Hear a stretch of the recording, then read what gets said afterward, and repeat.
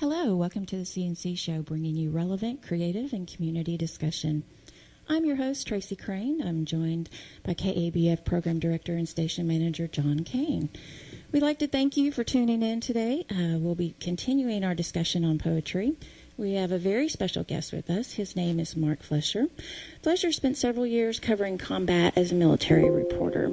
He followed that with a 22-year career as a reporter, mainly in the New York area.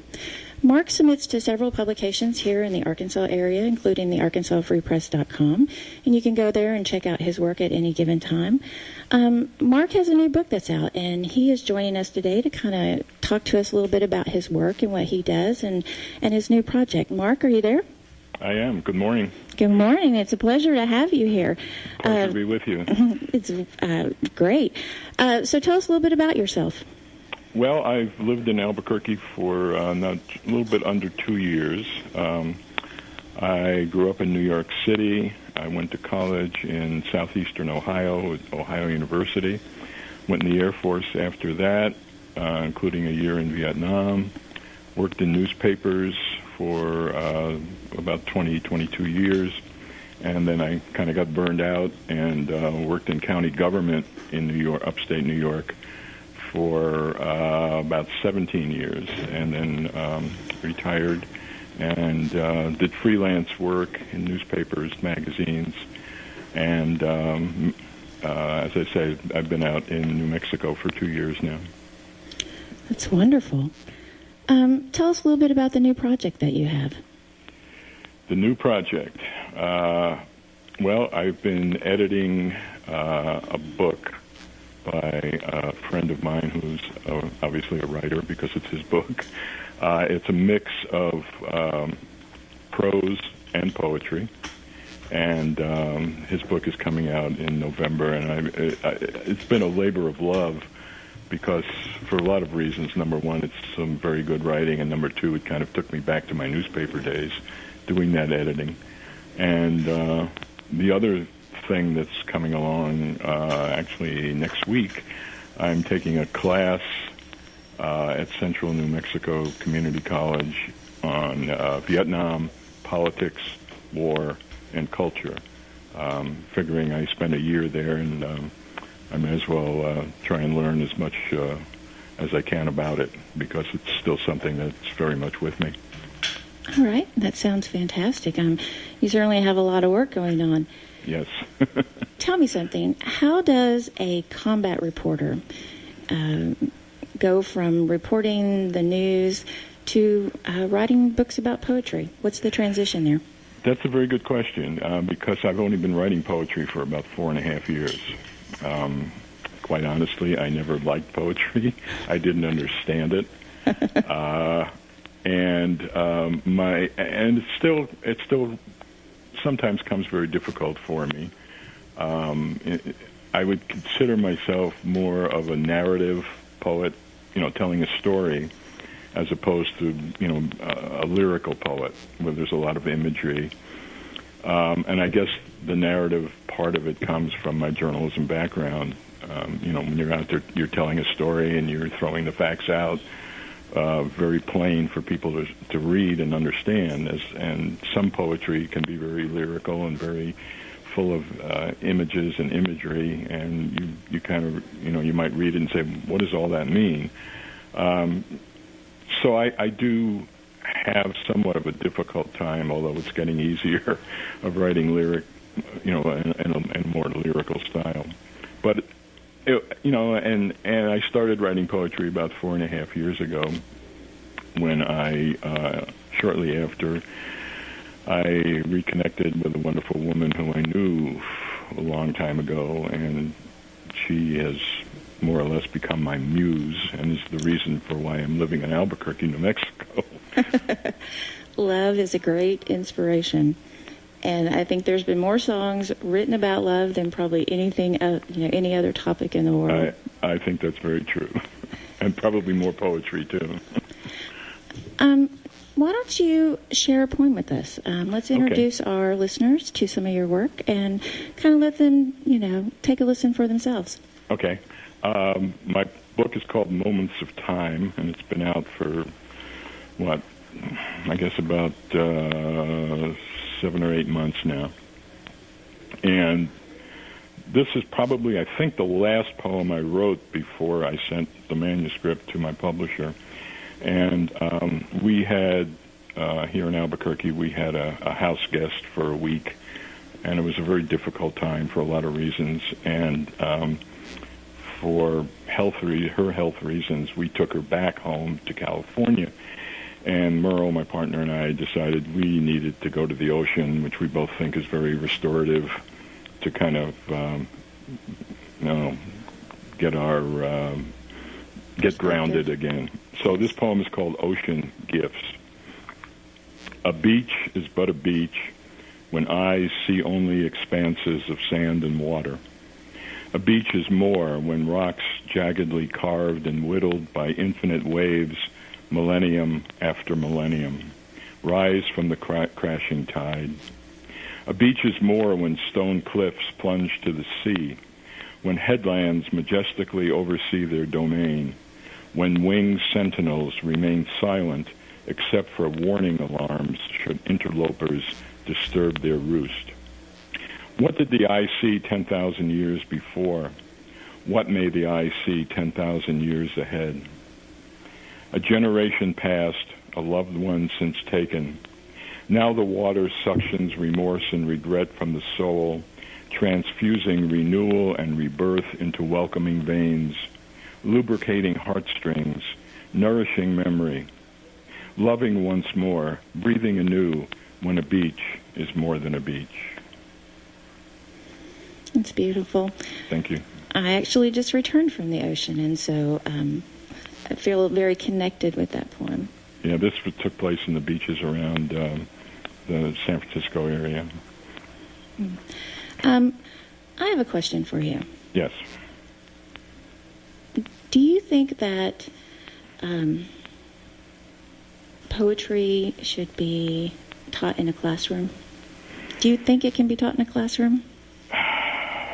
That's a very good question. I think it can be taught. Whether it's absorbed might be the question that's hard to answer. I mean, I have learned to understand that poetry is an oral exercise. I mean, you can sit and read it to yourself, and that's one thing. But I think it clearly needs to be read out loud. And I know, judging from my experience, looking back in school, I said, as I said before, I didn't really like poetry that much. I didn't understand it. I think it's a hard sell to kids. I think it probably, especially in this day and age, I think it's a hard sell, but with the right teacher and the right techniques, I think it can be taught, yeah.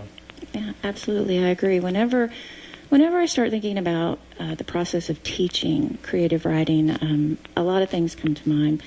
One of the first things is, of course, the movie My Girl, where you have one of the lead characters, Veda. She's only about 10 years old, and she joins this writing class.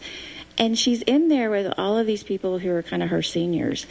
And so you have this, this cute little girl, but, they're talking about these very grown-up topics. And so the question is, how do you separate what is appropriate writing in a classroom, and where are the boundaries in that?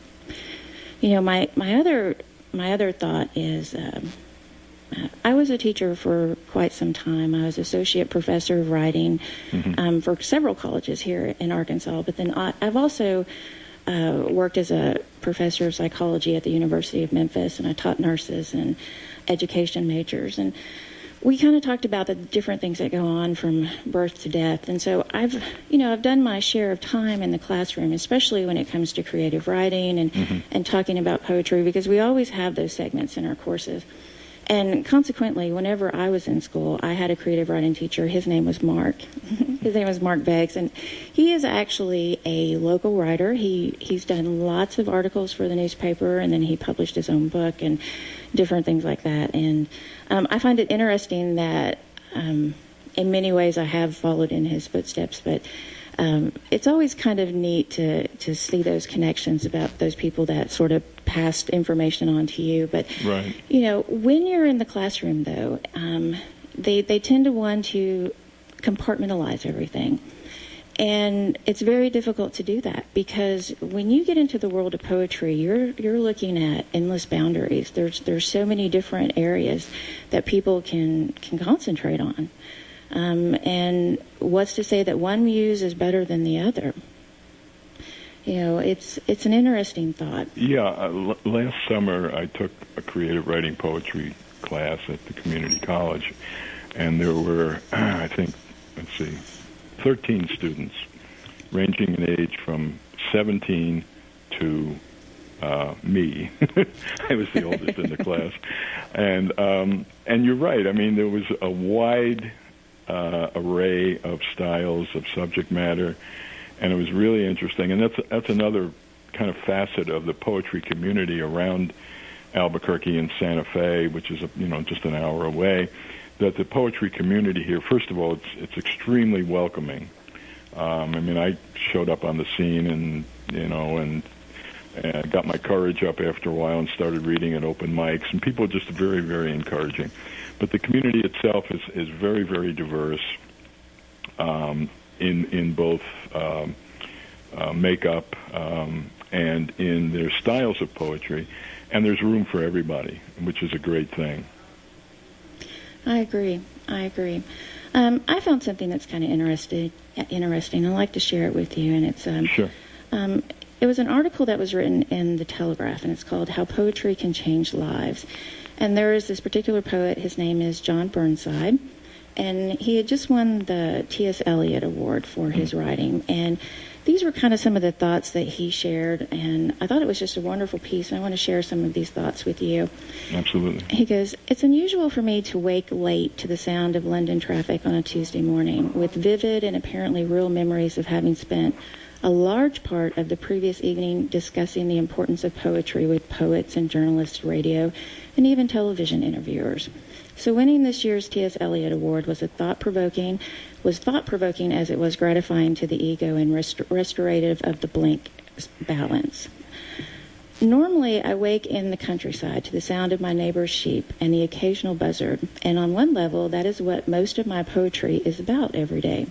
It's about experiences, the land, the lives of other animals, the light on a certain kind of winter's day, in a specific Scottish place, the seemingly unremarkable details of the here and now." Do you focus a lot on details? Yeah, I think I do, especially, as I said, in doing a narrative poem where I'm telling a story. Yeah, I would say that's a very common kind of trait that writers in general have. Yeah. Well, John goes on to say that, yet whenever the question, "What does poetry do?" or "What is it for?" is raised, I have no hesitation in replying that poetry is central to our culture and that it is capable of being the most powerful and transformative of the arts. There are poems that have literally changed my life because they have changed the way I looked at and listened to the world. There are poems that, on repeated reading, have gradually revealed to me areas of my own experience that, for reasons both personal and societal, I have lost sight of, and there are poems that I have read over and over again, knowing they contain some secret knowledge that I had yet to discover, but refused to give up on. So at the most basic level, poetry is important because it makes us think. It opens us up to wonder and the sometimes astonishing possibilities of language. It is, in its subtle yet powerful way, a discipline for re-engaging with a world we take too much for granted. I thought he did a really good job in writing that piece. Yeah, that's great. My other question for you is, what do you think qualifies a poet? What qualifies someone to be a poet? Yes. That's another really good question. Well, yeah, I think you have to have a love of language, and also the willingness to kind of bare your soul, and also wanting to tell us. In my case, for example, since I am pretty much a narrative poet, wanting to tell a story that you think has some worth and some value, and that other people might enjoy and might gain some knowledge, so to speak, out of it. Absolutely. There is an author that I found the other day, and I was kind of intrigued by their background. I'll share it with you. It's a poet. Her name is Mary Oliver. Oh, yeah. She's incredible. Heard of her? Yeah, she won the Pulitzer Prize. Right. She's 71 years old, and she won the Pulitzer in 1983. And basically, she's got this poem. It's about wild geese, and it's very, very popular. A lot of people have read it. Right. And she says here that basically she teaches us the profound act of paying attention, a living wonder that makes it possible to appreciate all the others. I want to share this with you. It says, you do not have to be good. You do not have to walk on your knees for 100 miles through the desert repenting. You only have to let the soft animal of your body love what it loves. Tell me about despair, yours, and I will tell you mine. Meanwhile, the world goes on. Meanwhile, the sun and the clear pebbles of the rain are moving across the landscapes, over the prairies and the deep trees, the mountains and the rivers. Meanwhile, the wild geese, high in the clean blue air, are heading home again. Whoever you are, no matter how lonely, the world offers itself to your imagination, calls to you like the wild geese, harsh and exciting, over and over announcing your place in the family of things. I thought she did a really fantastic job. Yes. All right, Mark, share some more of your work with us. Okay. I'll read a poem about Vietnam because it is, as I say, such a part of me. And I once said to someone who knows me very well, I wish I didn't have to write about Vietnam. And the person said, well, how could you not? And this is a poem called Red Dust. And the background here, I was in Vietnam about 2 months when I was assigned to a news gathering team to cover this joint Army Air Force operation of basically carrying troops in and out of an area. And the area was called Song Bay, and its main characteristic was red dust, and you know, that would get swirled up in little dust storms every time an airplane landed or took off. So I'll begin it now. On my face, in my ears, up my nostrils, only goggles shield my eyes. Welcome to Song Bay and red dust and Operation Eagle Thrust. Red dust swirling in the prop wash of caribous and providers whose pilots skillfully negotiate a too short runway. Lifting off, loaded with fresh-faced troops, their tickets punched for the next performance of this theater of the absurd. And me, weighted by notebooks, cameras, recording all this for someone's posterity. Me, a few months removed from a second Cape Cod summer, where I wore starched Class A's, 3 stripes adorning each sleeve. Pete, Surfer John, Jimmy Lee, and me, Cece and Ginger on payday nights, hearing sweet-voiced Jan sing even after we ended our fling. Now in combat regalia, a .38 holstered on my hip, M16 slung over a shoulder. Awake in bunkers each night, protected from mortar shells showered from VC perches, we abandoned each night, and they forsake at dawn in this game I call musical hilltops.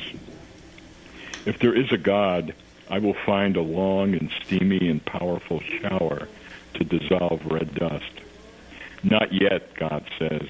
I am stranded in Dalat, cool in the mountains, the summer playground when emperors ruled.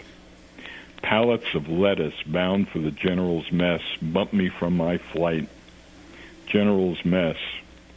Oh, yes. I get my shower next day, long and steamy and powerful, scraping red dust from my tired self. Red dust gone, the red dust I see, not the sweet smell of aviation gas, nor the acrid smell of gunpowder. Red dust, the vision, all remain. That was wonderful. And that's a kind of a comic touch to it, where we were supposed to fly back, and we were getting on this transport plane, and they said, no, you guys have to get off because we have these pallets of lettuce that we have to that are bumping you from the flight. Yeah. Poetry has so many amazing elements to it, and we really get to share very special parts of ourselves, and that's part of what makes it such a gift to people. Did it take you a long time to write about the war after the fact? No, not well. As I said, I only started writing poetry 4.5 years ago, but during my newspaper days, from time to time, I would, if I had the opportunity to write a column, in the newspaper that I primarily worked for, we kind of, as I recall, it's been a while, but like everybody got to write a column like once a week, and for the most part, you could write on almost anything. So I did do some writing about the war then. But as far as poetry is concerned, actually the first poem I ever wrote 4.5 years ago, which I don't even have anymore because it was not very good. But the subject matter was the war. Yeah, so it's not difficult to write about. How do you look at yourself when you write? Do you think you have to be separated from something to have a level of objectivity?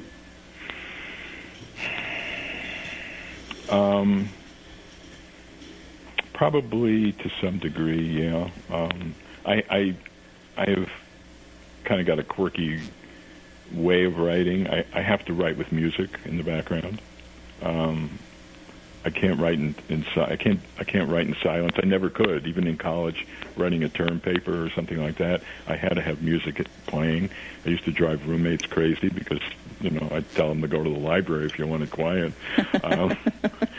But and then sometimes a phrase will come into my mind, and I'll write it down, and maybe come back to it and write something around it. And there've been poems where I'll write 3 or 4 lines, and I'll say, I don't know where this poem is going, and then all of a sudden some sort of inspiration hits me, and it goes off in the direction that hits me.